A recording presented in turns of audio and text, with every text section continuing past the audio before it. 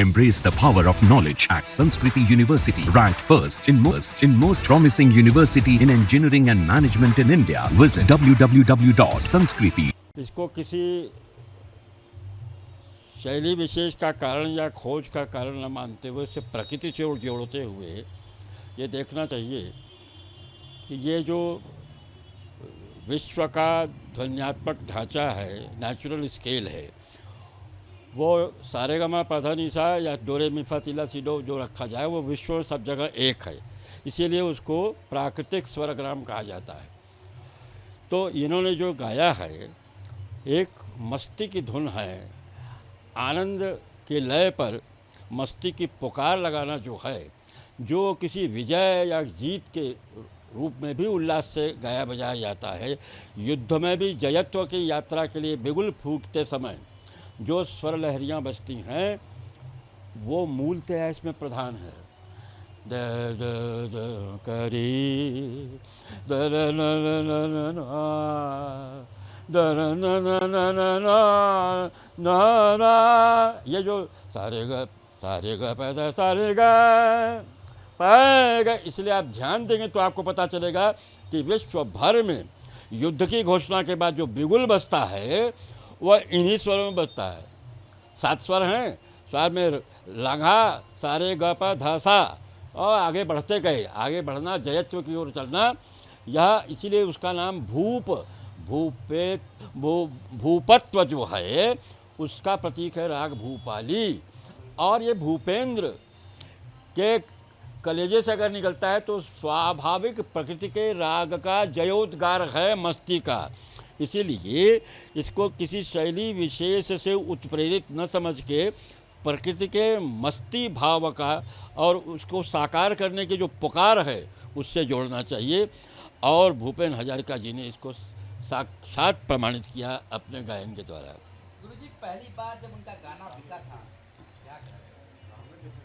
कोई चलिए, हाँ, पहली बार जब उनका गाना बिका था तब वो रो पड़े थे, ऐसा कहा जाता है। क्या चीज बिका था? हाँ, जब उनको गाना पहली बार उनका मार्केट में आया और वो बहुत हिट हुआ, बहुत हाँ हाँ, क्यों?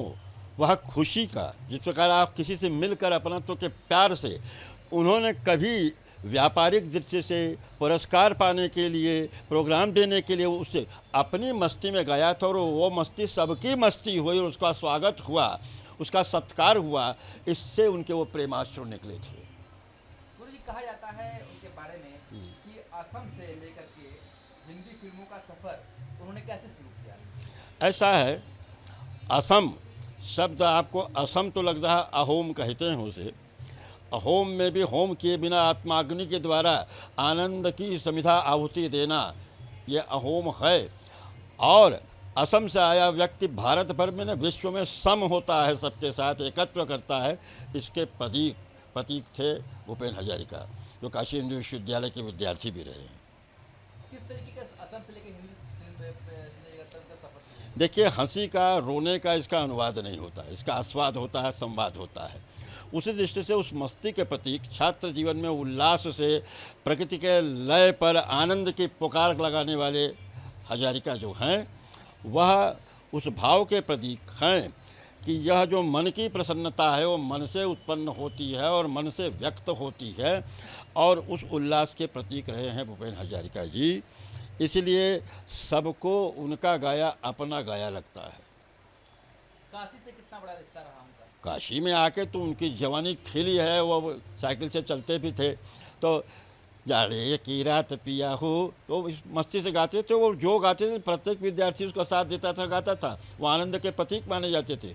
हाँ, किसी ने काशी हिंदू विश्वविद्यालय उनको आसाम का नहीं समझा, उनको सरे आम ने अपना समझा, इसीलिए वो सब जगह अपनाए गए और उन्होंने सबको अपनाया, सबकी पुकार को अपनाया।